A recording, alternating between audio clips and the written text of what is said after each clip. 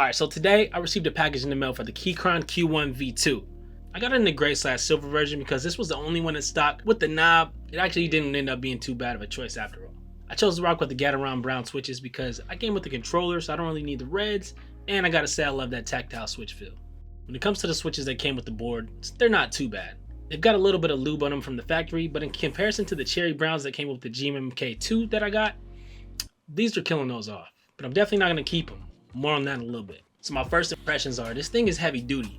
I love the quality of the metal casing and even the styling of the stock OSA profile double shot PBT keycaps. The USB-C cable is okay, but I know a couple of influencers received a coiled cable back near release, but sadly, looks like they're shipping with these now.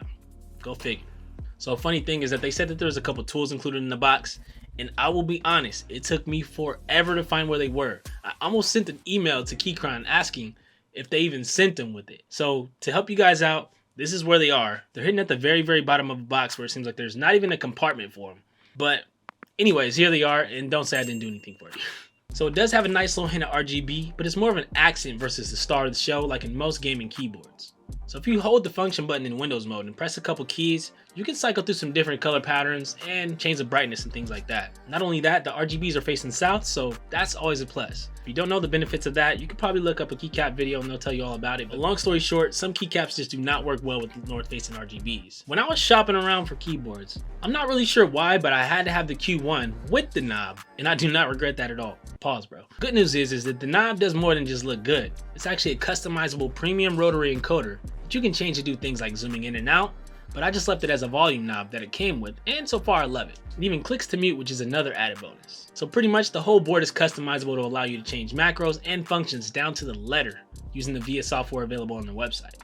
Getting to the main selling points for this keyboard have gotta be hot swappability and of course the price. For the NOD versions, you're looking at about $161 for the bare bone, and about $179 for the pre-built before shipping. So it's arguably the best bang for your buck keyboard in the market today, especially with the aluminum casing. Come on, it's a no-brainer. Now in terms of sound, I know a lot of you guys have been looking forward to this part. At first type, it sounded a little hollow, but I didn't hate it coming out of the box at all. That did not stop me from pretty much jumping into a couple mods right away though, including things like new keycaps, tape mod, spacebar tape hack, foam, force break, then I lubed and filmed some new switches.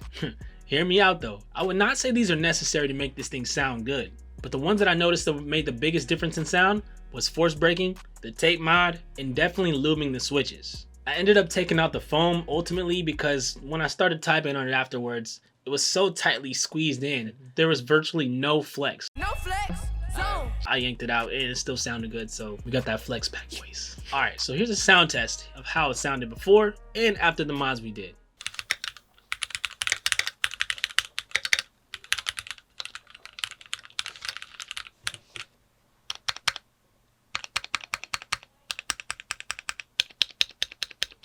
Ooh.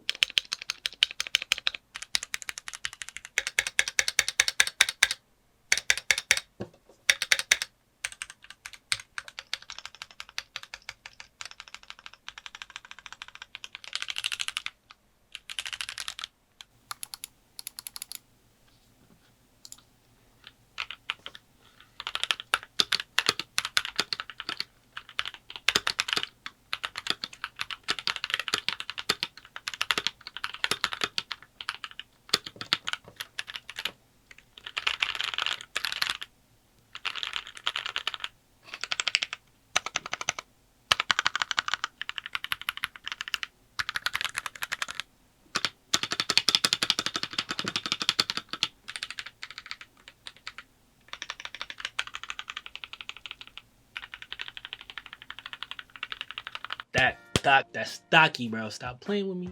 Ultimately though, if I knew better, I would have gone with a bare bones version all day. I mean, that is if it was in stock at the time. Unless you have no plans on customizing, but at that point, you can get probably a way cheaper board. The reason why I say go with the bare bones kit is because 9 times out of 10, you're just gonna end up swapping out all the keycaps and all the switches anyways. So just save the money. You don't have to experiment like me. Just grab a switch tester from Amazon like this. That way you can kind of get an idea of what you like and what you don't like. And that basically brought me to the fact that I definitely like tactile switches over linear. It led me down the rabbit hole to see exactly where I should go do some more research at. In my case, it ended up being the Boba U4Ts, which I ended up lubing, and whew, those sound good. So ultimately, I feel like this keyboard is geared towards the enthusiast, or in a lot of people's case, the wannabe enthusiast. And I do not mean that in a bad way. Over the last month or so, I've become fully immersed in learning a ton about mechanical keyboards. And I gotta warn you, it gets addicting. And it gets expensive. So before you buy this and start your own custom mechanical keyboard journey, there's a few components you need to get familiar with. First, let's start with the obvious. Of course, we got keycaps, we got switches, stabilizers, PCB or motherboards, and in short, the keyboard body. There's a ton more intricacies like custom USB-C cables, artisan keycaps, lube, and much more that are fit for videos of their own. But as for the Keychron Q1, I've compared it to the GMMK2 and GMMK Pro, and it's a no-brainer if you're looking for something to get your feet wet in the mechanical keyboard game, or just stop here. So yes, to answer your question, you could buy this thing. Also, if you're wondering if this is a keyboard that could be an in-game keyb, honestly, yes, bro. I likely won't be upgrading keyboards for quite a while, other than maybe swapping out and testing a few keycaps and switches, because overall, the keyboard is just that nice. If you're looking to buy the Keychron Q1 or any of the other variants, make sure you hit the link in the description to check them out. While you're down there, be sure to hit the subscribe button for more videos about tech and film gear, and let me know what you think about the Keychron Q1 in the comments below. With that being said, I'll catch you guys on the next one. Peace.